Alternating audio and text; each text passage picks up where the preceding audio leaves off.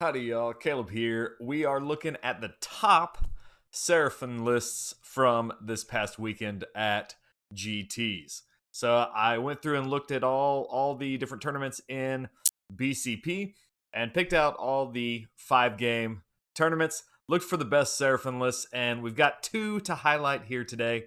One that went 5-0 and one that went 4-1. So let's take a look at those and see what they do. First up from Old Town Throwdown, we had a name you've probably heard before, Gavin Greiger, showing up with a Seraphon list. Going 5-0, not quite winning the tournament, but an incredible showing here at 5-0.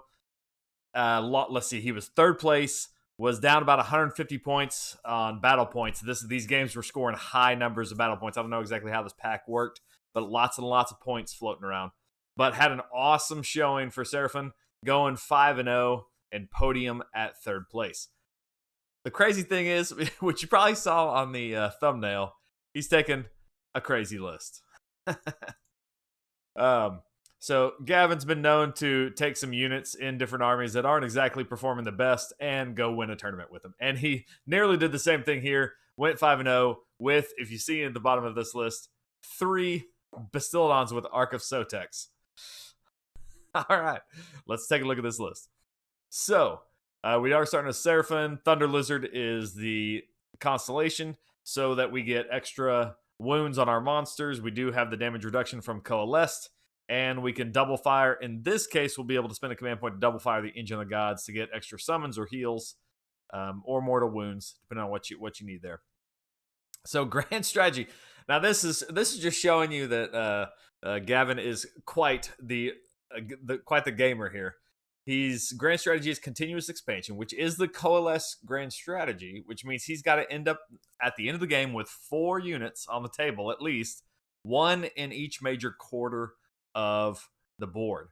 Not the easiest battle tactic there is. It is the Coalesce specific one. So a little bit of a flex here, going with a more difficult grand strategy and still pulling it off and going 5-0. So pretty awesome. Well, maybe I'll talk here in a little bit of what I'm guessing he's doing as we look down at this list. All right, as his leaders, we've got a Celestant Prime, Hammer of Sigmar. This is an ally, and Celestant Prime has long been a great ally for Seraphon, especially in Thunderlizard Coalesce side of things, because it does offer you some deep strike. Celestant Prime can wait up in the clouds, celestial realm, off the board, whatever it's called, reinforcements, and come in down on the table later in the game. Can basically guarantee its charge whenever it wants to. And the longer it stays off the board, the more powered up his hammer gets. But I'm guessing he may not have used that too often. In this list, I'm thinking you're probably pulling him down turn 1 and throwing mortals all game. Because he does have a comet he brings down and does an AoE mortal wounds. And very useful, especially in a list like this where there's lots of mortal wound output. We also have Lord Kroak. We don't have a spell there. I'll assume Stellar Tempest is the spell for Lord Kroak. I think when you build that in the app, you can't apply one. Source Astrolith Bear. You're seeing this pop up in a lot of lists, especially when you want to push these spells, endless spells across the board. It also helps with the spells from Kroak. You want that Astrolith with it to give extra range for Kroak, an extra +1 to its spellcast. So very, very useful in that list. Throwing the Fusila Conflagration on that Astrolith, because you got to here. Engine of the Gods is our general with Prime Warbeast to give it the mount extra attacks. Artifact Arcane Tome, and that makes this Engine of the God not only a priest, but a wizard. So it's not normally a priest, but it's also going to be a wizard now, which is important because it does have the skink keyword, and now you can put Lord Kroak's spells through the Engine of the Gods as long as it's within 12 inches of Lord Kroak. So you can push this Engine of the Gods forward on the table and still be able to channel Kroak's spells through the Engine of the God. Very useful. So Artifact Arcane Tome, Mount Trait Beastmaster, just to give it either run and charge or more attacks, depending on what you need. Spell Hand of Glory to give it rerolls to hits of 1. You'll probably end up using that on itself if you're sending it into combat, which is very good because you can get this down to to 2s and 2s if you play it right, and if you're rerolling 1s, that makes it quite punchy. You might put it onto one of these Bastildons if you're not charging it into combat, so that you can re-roll those Bastildons for trying to fish for those 6s for mortal wounds. We do have universal prayer scripture of heal. Normally you see curse on Engine of the Gods, but we are already doing a lot of mortals in this list, and so heal makes sense because you're wanting to keep this engine alive. Not only that, you're wanting to keep your Bastildons alive. So you're going to be using heals on the engine. You might be switching your spell from Kroak over to heals, and you're going to be pulsing that engine for heals in your AoE of those Bastildons that you're trying to keep topped up.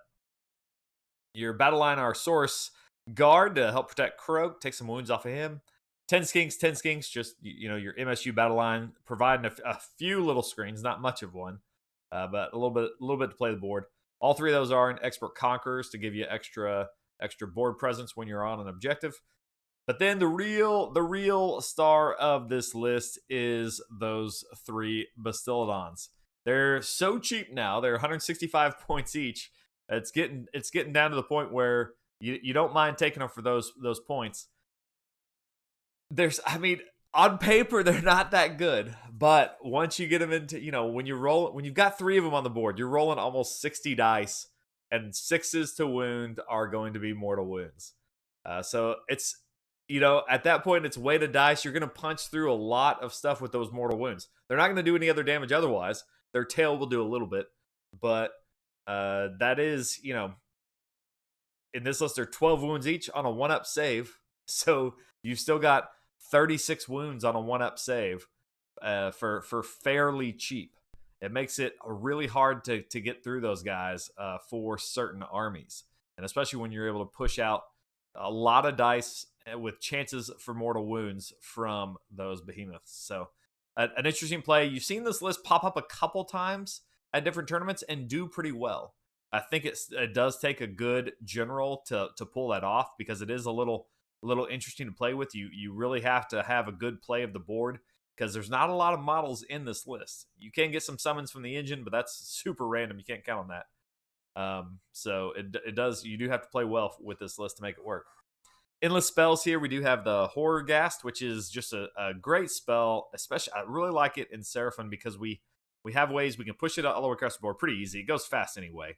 And it has a big, giant bubble of you can't take Battle Shock. And if you do fail Battle Shock, you got to run an extra D3 models, which is just so punishing against some armies. If you can do plink damage to those units that's in that AoE, which we're great at doing, you've got Kroak's Comet Call that's going to do damage to multiple units, assuming you roll decently well. Prime can do mortal wounds to multiple unit in this list. And then your Engine of Gods, if it's getting mortals off at 24 inches, possibly twice, you can punch through a couple of different units, and they won't get to do Inspiring Presence. And if any run, another D3 will run. So a nice little support spell when you're able to push some damage across the board on turn 1. We've also got Cogs in there to help you re-roll some spells. Fantastic for Kroak, because once you get him in the mix, his AoE of bubbles, AoE of mortal wounds is now 16 inches with that Astrolith Bear, and you can usually push a little bit further with the engine once it's moved up. And if you're re-rolling all of those spammable spells, you should be able to get a lot of them through. So 2 great endless spells there. Coming right in at 2,000 points with 10 drops, so pretty high drops, but you're okay with that. You've got some tricks turn 1 that you can do. You're probably running all 3 Bastildons turn 1, moving the engine up into place where it can support all of those Bastildons, and just daring somebody to come attack your little fortress there. So definitely a fun list that he's running. I looked up and I wanted to see like what he had fought in this, and if Gavin runs a list rundown, they have a channel, Harambe's Hero. Search that up on YouTube, or I'll try to put it down below if I remember. And maybe they do some podcasts and stuff sometimes, some videos on their lists, and it'd be interesting to see his tactics. But he did face some interesting lists. So his first game was against Dracothian's Tail, which was a strikingly similar list. It had Kroak, it had Prime, It only had one Bastildon, but then it had 2 reinforced units of Salamanders. So on paper, a pretty decent list to face this because he's got enough stuff to bust through those Bastildons. He's got enough mortal wounds with Kroak, Prime, and the Salamanders that you can do some. I mean, you should be able to lift those Bastildons 1 per turn with those Salamanders. So an interesting matchup there, but Gavin came out on top there. His second one was against Soulblight Gravelords, and it was kind of like a MSU skeleton list, which I think you're happy to see when you're playing Soulblight because you don't want to face like massive hordes, especially with this list, because it does very targeted damage. But it also had a lot of endless spells. So I think that was a pretty good matchup there. He can fight well against that Soulblight endless spell spam, and the MSU isn't too scary. His third list was against Tzeentch, which had a lot of spells, so that's a good thing. And usually Tzeentch is going to hate it if you show up with 3 Bastildons, but he doesn't have any shooting Bastildons to give you extra damage in the shooting phase. But the other guy did have a Kronspine, which is pretty terrifying in this list. If Kronspine can get in and kill a Bastildon before you have a chance to kill it back, then that's game over. Because he's just going to munch on all those Bastildons. But if you can get into that Kronspine, I think he's got enough damage. He can deal with that Kronspine and then work his way through all the other Tzeentch heroes while controlling the magic phase still. His fourth game was against Nurgle. It had Glotkin, some Putrid Blight Kings, and a couple of MSU units of the Flies. I think this is kind of where like that Horgas could have played havoc with those Flies. You could have easily made those Flies run if you get the right damage on them, maybe. And fourth, that Nurgle was a pretty low model count unit list, which I think is good for this type of list where you have a lot of mortal wounds in it. But the fourth one, man, I was looking at this. I was like, I don't know how Gavin won this one. Obviously Gavin's a great player, but he was facing up against Nighthaunt in a Scarlet Doom list, which I think is the one, I can't remember now, but that may be the one that does all the mortal wounds to your monsters, which is just terrifying. But it had like 60 Bladegeist Revenants, which are horrendous on the charge. So they're gonna come up from reserve, and if they charge you, they're gonna do mortal wounds. I think they do mortal wounds in combat too, maybe.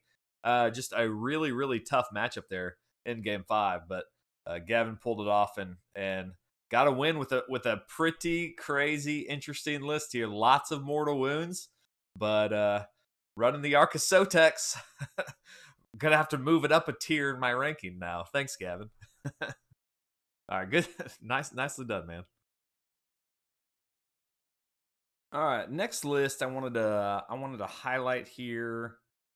The list from where was this? This was a Age of it's just labeled as Age of Sigmar match play event. I couldn't figure out where that one was at. It had quite a few players showing up, and our top Seraphon list from Toby Resnick, he went 4-1. The only 4-1 list from this past weekend that I could find. So great job there. Lost his first game to a Stormcast Eternal dragon kind of spam list. The thing where they have the Castellant that gives all those dragons +1 to save, and then their Castellant Mystic Shield on it, so that dragons are on basically a 1-up save, and they go across the board into you. A pretty rough list if you don't have the right tools to take it out. Hopefully you kind of dodge it if you don't have those tools, but I've lost that list before. But Toby came in the top 10. He came in at number 9 with a 4-1 Seraphon list. So well done, Toby. Let's take a look at his list here. So we've got Seraphon and Coalesced and Thunderlizard. His grand strategy is defend what's ours, which is the grand strategy where you're just trying to keep enemies out of your deployment zone by the end of the game. So a good strategy, as long as you can make sure you've got a good board control of your side of the board. Triumph Inspired, what's he at? He's at 1985, so pretty good chance of getting that Inspired Triumph. His leaders are Engine of the Gods, and that is General with Prime Warbeast and the Beastmaster. Pretty standard stuff there to give you all those extra attacks for your mount. Artifact of Power, Arcane Tome, which is handy, as we saw on the last list, to having an arcane vassal for your Lord Kroak, so you can cast your spells through that skink wizard. Great pick there. Also a fantastic support piece when you're running the Kroak build. So the spell is Flaming Weapon. Now, I don't know that that actually works in this case because the Engine of God doesn't have a weapon for the hero. So I don't know that that Flaming Weapon actually works. Can you add it to a mount attack? I thought it had something to say about the... I'll have to look that up later. Let me know below in the comments. I thought Flaming Weapon had to go on like the hero's weapon. Maybe it can go on one of the mount weapons. If so, that'd be fun. Prayers, curse, great option there, especially when he's got some knights. If you can curse something and then send the knights into it, always a fun time. We have a Kroak Astrolith bear, which helps out Kroak, gives Kroak extra range and an extra +1 to cast. And Skink Orclon Troglodon. Oh, this is nice. So put the Fusel of Conflagration on the Troglodon and spell Hand of Glory onto that Troglodon. So you have here two different options. You can you space this out right with, oh no, we got three options. We also got a Skink Star Priest. So you space this out right. Your Skink Star Priest, your Engine, and your Troglodon, and basically Lord Kroak spells can go anywhere on the board effectively as long as you line up things just right. Keep them in the right bubble that you need. You've got plenty of places to cast Lord Kroak spells, so I really like that there. It becomes expensive. The Troglodon's basically not going to do anything else, but he'll let you send Lord Kroak spells anywhere on the board, which is just fantastic. So we do have Kroak in there to do all that fun stuff. Skink Priest with heal, which, let's see, we pair that up with the Bastildon with the Solar Engine, so that's great. They'll pair up fantastically together. And a Skink Star Priest with Hand of Glory, and I'm imagining you're putting those with the Saurus Knights to buff them up, because that's pretty much your only target you're gonna apply that Hand of Glory and Venom to. You might put on the Bastildon turn 1 if you don't have any charges and stuff like that, but Knights are a great option for that. Battle line, we got some Skinks, some Saurus Guard, and our Saurus Knights. And all of those... Well, yeah, we put the Knights and the Guard in Bounty Hunters. Okay. And then everything else is in a Warlord battalion. So, cool. Bounty Hunter Knights are a lot of fun. Behemoth, we could have that Bastildon with Solar Engine, and then we've got Cogs and Purple Sun. Yay! Purple Sun seeing a lot of play. So we're Cogs. We're in the era of endless spells, especially for Seraphon, where we can do a lot of tricks with these endless spells. So you've got plenty of casters here. You've got 4 different casters, and you're gonna have lots of opportunities to cast stuff, especially if you line them all up right and get Cogs off. Then all your casts are getting re-rolled, which is nice. But Purple Sun's a great thing to shoot across the board. You've got extra distance because of the Astrolith bear, so that's always fun to do. So great list there from Toby. Lost the first one to Stormcast. If you're watching, let us know what happened in that game, because the dragons can be tough to beat. You do have some mortal wounds here, especially from Kroak, but most of that comes in the hero phase, and so you got to get that lined up. And if he's not charging you with those dragons, it's hard to push those on turn 1 all the way across the board. So, all right, let us know. Also, let us know, did you kill anything with the Purple Sun? Because that's always fun to hear the kill count for the Purple Sun. So, all right, those are the top 2 lists for this week. Toby and Gavin both had a little bit different lists, but both of them had Lord Kroak. So are we finally seeing the comeback of Lord Kroak and his friend, the Astrolith? All right, guys. Catch y'all next time.